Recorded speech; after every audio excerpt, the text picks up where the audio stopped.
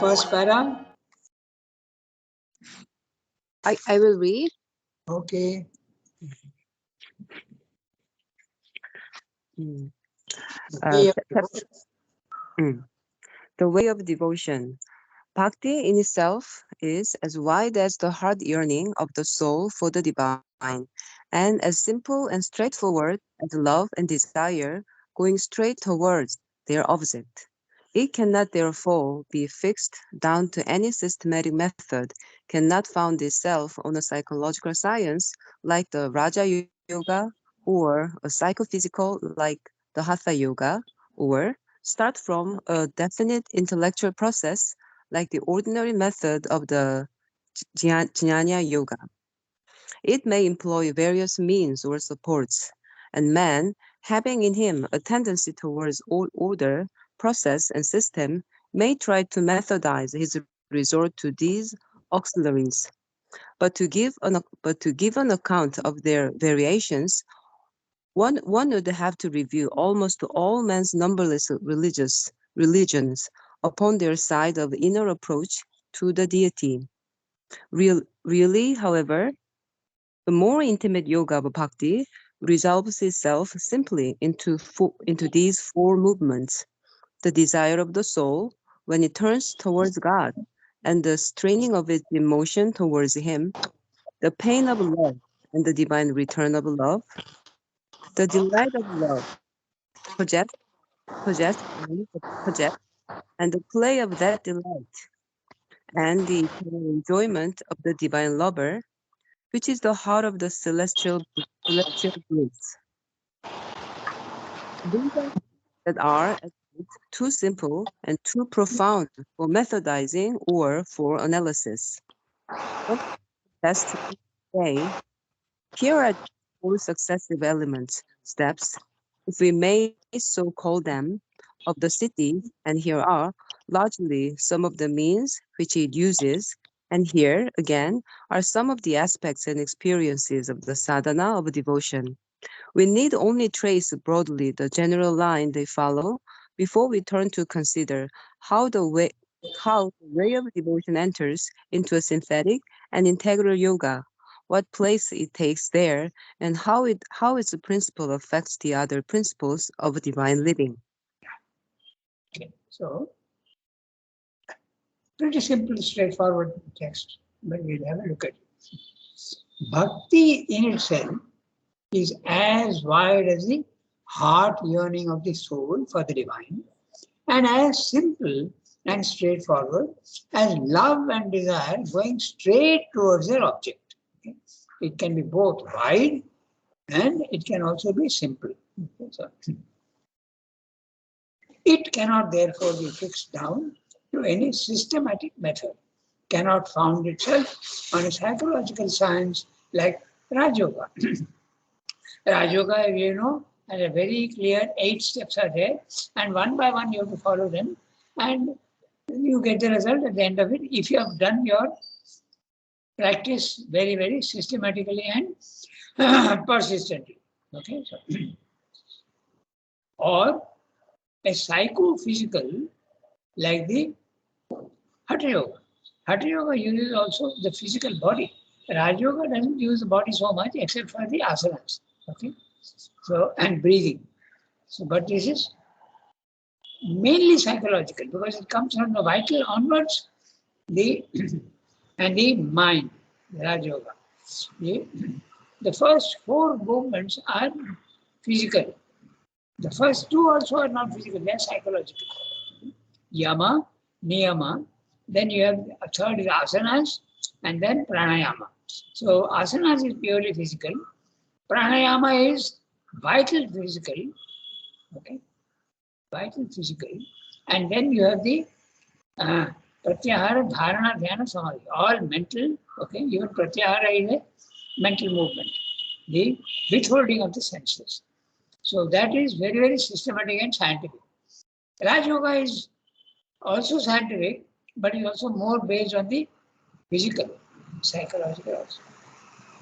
Start from a definite intellectual process like the ordinary method of Jnana Yoga. So, Bhakti Yoga cannot be made into a definite intellectual process. That's what he said. It's too wide and too simple. It may employ various means or supports, which one Bhakti Yoga. And man, having in him a tendency towards order, process, and system, may try to methodize his resort to these auxiliaries. But to give an account of their variations, one would have to review almost all man's numberless religions upon their side of inner approach to the deity. So, too complicated. That's what he's saying. Really, however, the more intimate yoga of bhakti resolves itself simply into these four movements. So very, very broadly, so they're saying there are four movements of the bhakti, the devotion to the divine.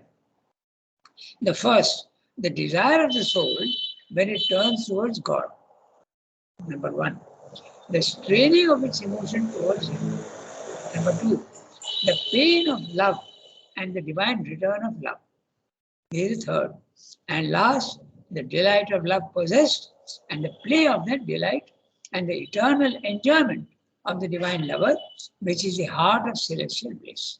So the middle is there is a pain of love also, because when you don't get the object of love, even in human beings it is like that, there is pain, there is suffering. Okay. So this is the pain of love and the divine return of love. You can see the thoughts and aphorisms instead of those thoughts and aphorisms where he describes the bhakti movement. Okay? When the divine is absent, it's very painful because you are yearning and he does not seem to respond. It is not that he is not responding, it is that you are not able to receive his presence because of the imperfections and the impurities in yourself. So that's the thing, pain of love. These are things that are at once too simple and too profound for methodizing or for analysis. Okay, the same with poetry, for instance. All emotional matters are like that. They cannot be logically methodized or analyzed. One can at best only say, here are these four successive movements, steps, if we may so call them, of the Siddhi. And here are largely some of the means which it uses. And here again are some of the aspects and experiences of the sadhana of devotion. We need only trace broadly the general line they follow before we turn to consider how the way of devotion enters into a synthetic and integral yoga. What place it takes there and how its principle affects the other principles of divine living. The other principles, Jnana Yoga, Karma Yoga. So how does Bhakti Yoga affect those two also? That we have to see. Pretty simple. The end is the position of way of devotion in the integral yoga. What is the role it plays there? That's what it says. Now we can go to the next one. So basically he has told you that just as the other systems can be logically and step by step methodized, the Bhakti Yoga cannot be so methodized. It is too wide and too simple, and emotion is something very fragile and very subtle. It cannot be made into a fixed, definite plans and stages. It cannot be analyzed. Now we go to the next one. All yoga is a turning of the human mind. Now Archana, they can read if she has the text.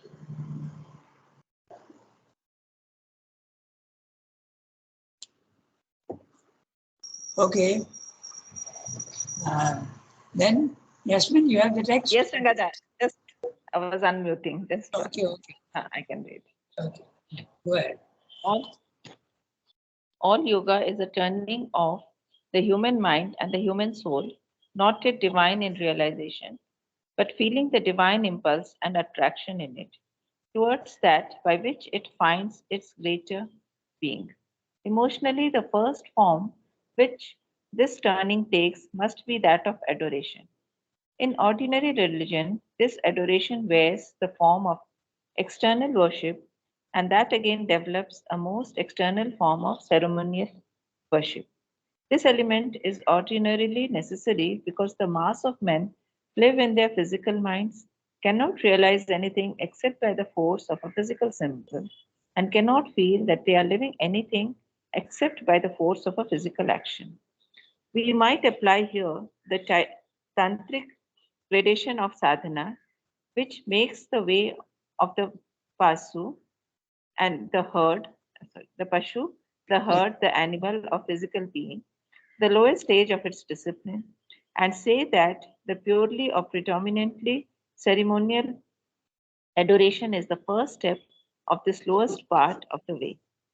It is evident that even real religion, and yoga is something more than religion, only begins when this quiet outward worship corresponds to something really felt within the mind, some genuine submission or spiritual aspiration to which it becomes an aid, an outward expression, and also a sort of periodical or constant reminder, helping to draw back the mind to it from the preoccupations of ordinary life. But so long as it is only an idea of the Godhead to which one renders reverence or homage, we have not yet got to the beginning of yoga.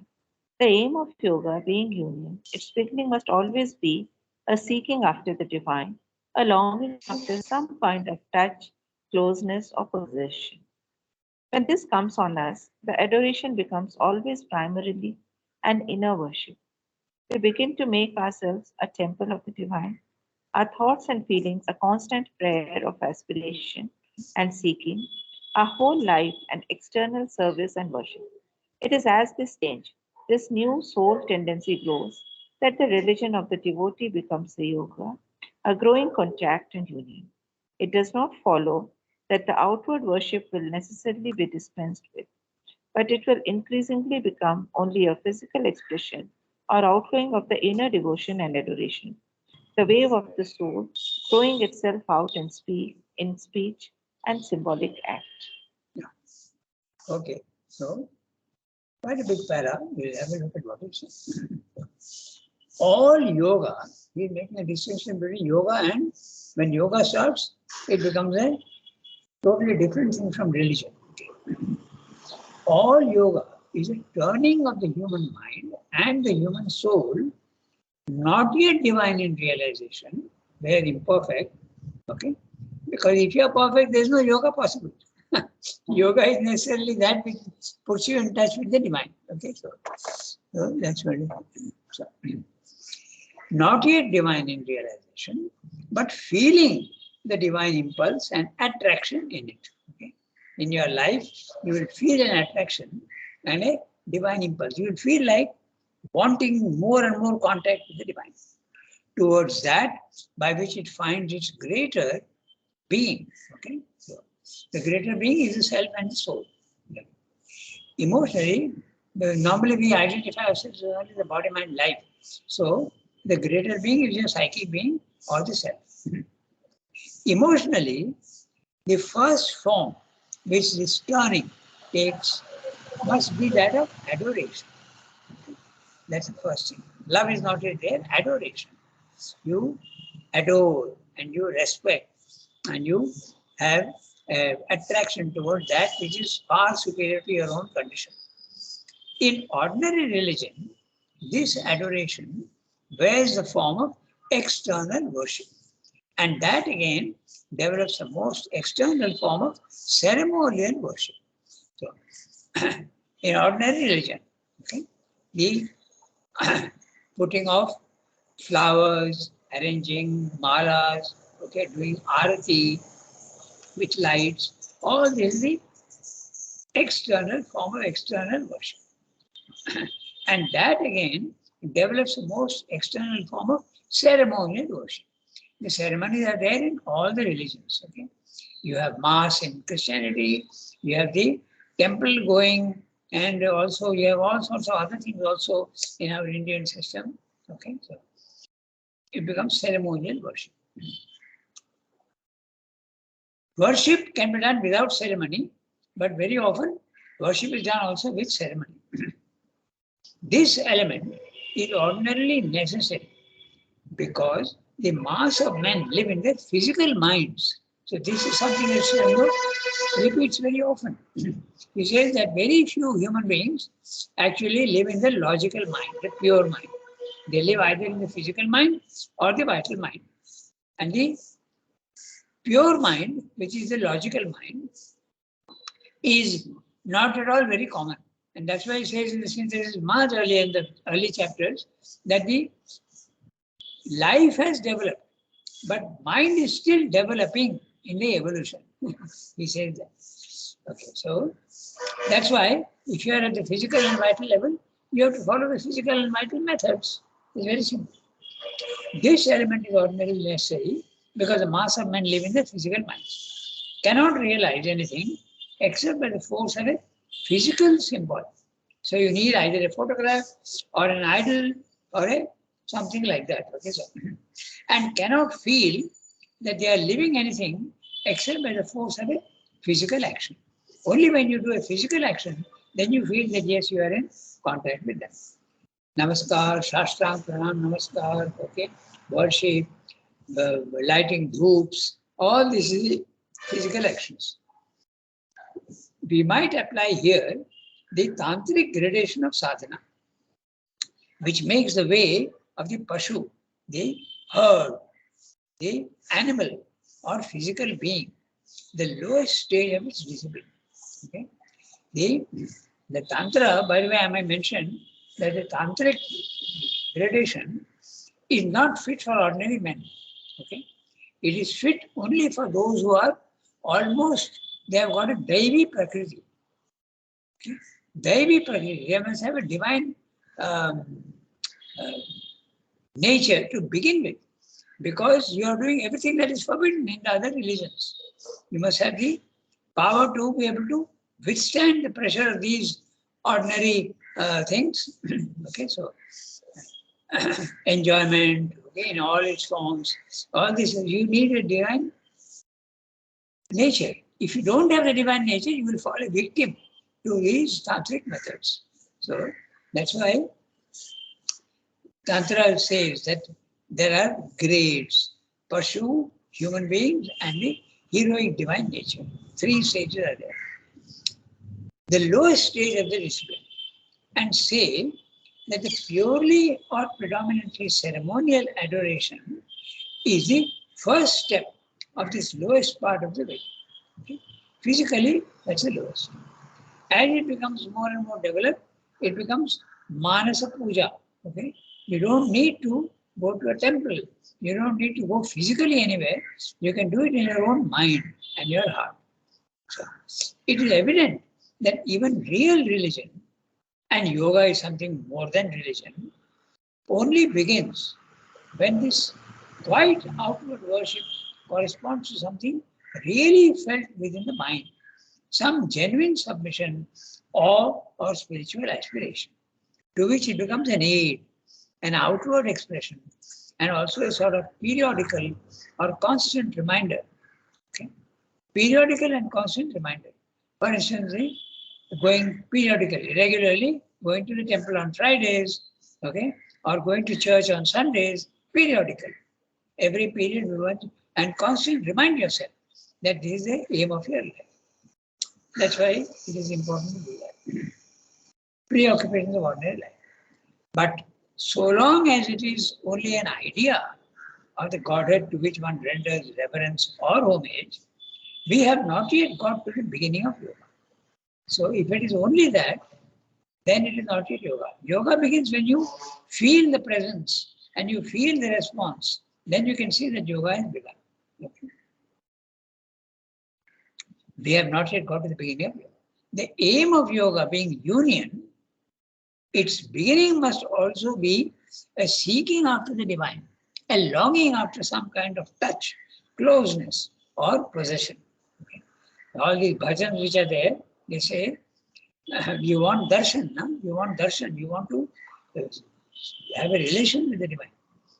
When this comes on us, the adoration becomes always primarily an inner worship. There you are. In our Indian system, they call it the Manasa Puja. You do it in there. You imagine that you are doing all the physical action, but in your mind, okay, it becomes psychological, not physical anymore. We begin to make ourselves a temple of the divine. There you are. So you are doing the physical action in the temple. Now you are doing the same physical action in your mind. So your body, vital, and mind become the temple of the divine. Our thoughts and feelings, a constant prayer of aspiration and seeking. Our whole life, an external service and worship. It is as this change, this new soul tendency grows, that the religion of the devotee becomes a yoga. In other words, now all your activities are governed by this remembrance of the divine, and you are going on slowly associating the divine with everything that you are doing, including going, walking one place, going there, eating, sleeping, everything. You relate to the divine. Then it becomes a yoga, a growing contact in union. It does not follow that the outward worship will necessarily be dispensed with. You don't need to get rid of it. That also can continue. But it will increasingly become only a physical expression or outflowing of the inner devotion and adoration. The wave of the soul throwing itself out in speech and symbolic act. Okay, so, in other words, even when the Manasa Puja has started, okay, you need not dispense with the physical action. But if the physical action is mechanical and the spirit is not there in it, it is not yoga. But if you do Manasa Puja and you continue with the physical actions, but you feel the impulse in you, then it becomes part of the yoga because it's extending itself to the whole of life. So, now we go to the third para. The adoration before it turns. So adoration was the first step he told us. So he's discussing that first. Okay, so who has a text? We will read the next one. Shall I read? Yes. How are you, Yasmin? You're okay? Yeah, sort of. Okay, much better, I hope. Yes. Okay, go ahead, read. Adoration.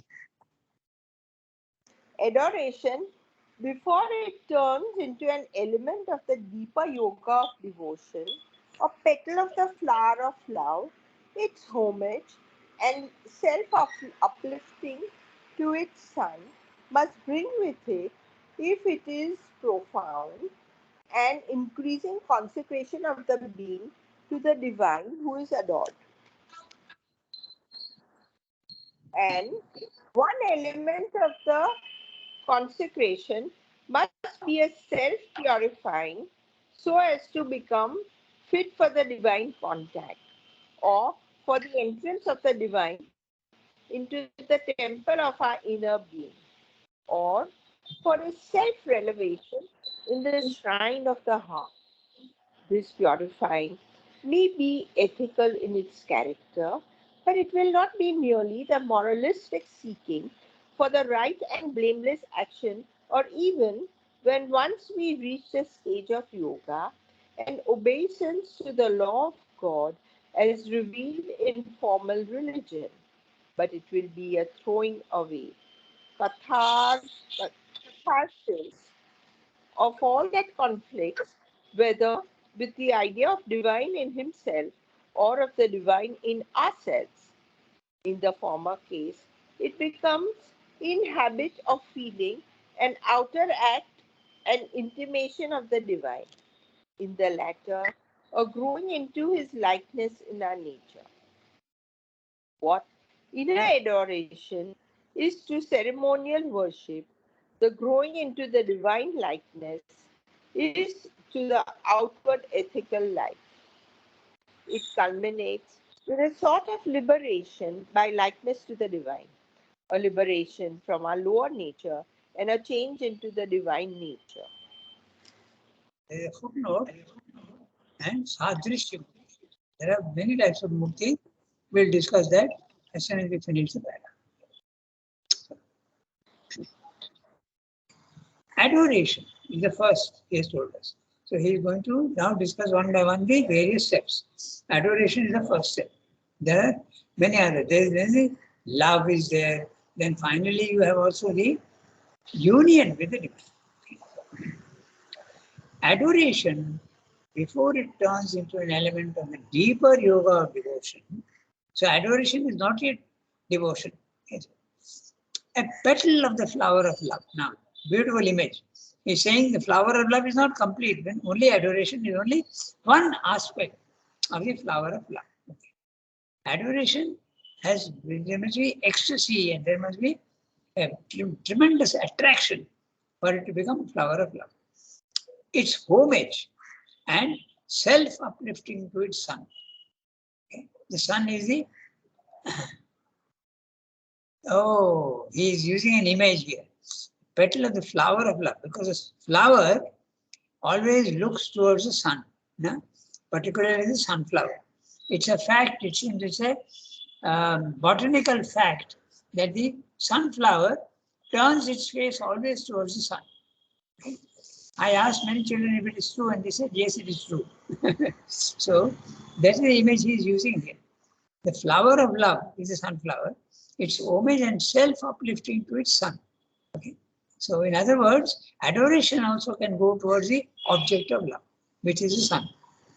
Must bring with it, if it is profound, an increasing consecration of the being to the divine who is adored. So adoration is the first step, and it can slowly become a deep devotion. And one element of this consecration must be a self-purification. Okay? Self-purifying. He's using the word, the present participle as a noun. Okay? Self-purifying. So as to become fit for the divine contact. You must purify yourself. If you remember, in the hour of God, he says, you must keep the temple clean if you wish to install there the divine presence. Because he says, Mahalakshmi does not care to go where there is dirty, where it is narrow. Okay, it has to be noble, clean. Then only she goes there. So you have to keep yourself clean. Clean in every way. Okay? Physically, vitally, mentally. Okay, so most important is the vital and the mental. You must purify yourself. And one element of this consecration must be self-purifying so as to become fit for the divine contact, or for the entrance of the divine into the temple of our inner being. So now he is using two images again. He has told us the temple, our body, mind, life can become the temple. But now he is using the word temple of the inner being. The inner being is the inner mind, inner vital, and even the inner physical. Or for his self-revelation in the shrine of the heart. So now the heart has become the Garbhagriha, okay, the deepest part of the sanctum sanctorum. So that's a shrine. The divine is there in the psychic being. This purifying may be ethical in its character, moral, okay, not spiritual but moral. But it will not be merely the moralist seeking for the right and blameless action, or even when once we reach this stage of yoga, an obedience to the law of God as revealed in formal religion. The Swami is saying that it is not, you are worried about what others are blaming you. You stop doing action because, log kya kahenge, okay? What will people say? So we don't want to do that. So that is not religion at all. That is not devotion. You have to do that because the divine way, devotion forbids you to do something which will bring blame on you. Okay? Impure actions. And even when we reach the stage of yoga, an obedience to the law of God, okay, just mechanically you are obeying the law of God. The law of God, whatever it be, you are obeying because mechanically you are obeying. But no, there has to be the sense of attraction, the sense of something spontaneous. That's why even the obedience to the law of God is not yoga. Okay? Mere obedience is not yoga, as revealed in formal religion. But it will be a throwing away, a catharsis. The word catharsis, often uses, it's a purification. Throwing away. Throwing away of what? Throwing away of all the negative emotions that you have. Okay? Selfishness, greed, attraction, desires, all these things have been thrown away. Catharsis. You purify yourself of all that conflicts, whether with the idea of the divine in himself or of the divine in ourselves. The divine in himself is the transcendent, and the divine in ourselves is the individual divine within us. Okay? In the former case, it becomes in habit of feeling an outer act, an imitation of the divine. Okay? Whatever the divine nature is, you also become like that. In the latter, a growing into a likeness in our nature. The divine in ourselves, when you are worshipping, that becomes the likeness in the nature. Okay, so, now we can discuss the different muktis. We'll see to that. So, the latter, a growing of likeness in our nature. What inner adoration is to ceremonial worship, this growing of the divine likeness is to the outward ethical life. It's a very interesting thing what he's saying. When it's purely adoration, as linked to ceremonial worship, this growing of the divine likeness is similar to the outward ethical life. So that's a comparison made. It culminates in a sort of liberation by likeness to the divine. Sadrishya mukti. A liberation from our lower nature and a change into the divine nature. So there are many types of muktis. One is Sayujya mukti. You become the divine. You have union with him. That is normally the path of Jnana Yoga. Because mentally, your soul comes out and it merges with the divine in knowledge. That's it. Sayujya mukti. Then there is the Bhakti Yoga. You feel an intimacy with the divine. That's called the Samipya mukti. Samipa in Sanskrit means close, very, very close, very near. So you feel that Samipya mukti. That's one.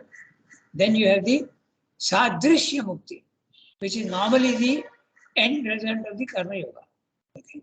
You put on the nature of the divine. Then there are many other types also muktis, but these are the three main muktis. There is also a Salokya mukti. You live in the same world as the divine does. So, all these are slight differences are there, but mainly it is mukti, liberation in knowledge or in emotion or in your works. So that completes the third para today. Note interestingly how, because it is devotion, it's not intellectual, so we don't have much discussion to do. It's all plain, very plain, simple text. Okay, so now it is 8:33. So we still have 7 minutes left. So what we can do, we can read the next one. Consecration becomes. It's not a very big para, I think we can read it. So, Kiran, you have the text with you? Yes, Rangata. If you have, read. Yes. Consecration becomes. Consecration becomes, in its fullness, a devoting of all our being to the divine. Therefore, also of all our thoughts and our works. Here, the yoga takes into itself the essential elements of the yoga of works and the yoga of knowledge, but in its own manner, with its own peculiar spirit. It is a sacrifice of life and works to the divine, but a sacrifice of love more than a turning of the will to the divine will. The Bhakta offers up his life and all that he is, and all that he has, and all that he does to the divine.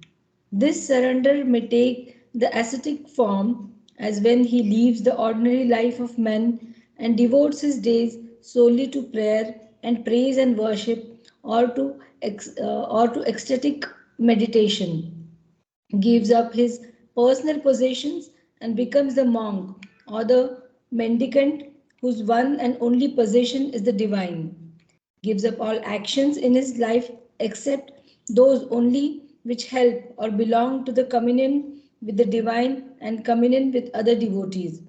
or at most keeps the doing from the secure fortress of the ascetic life of those services to men which seem peculiarly the outflowing of the divine nature of love, compassion, and good. But there is the wider consecration proper to any integral yoga, which of reunion.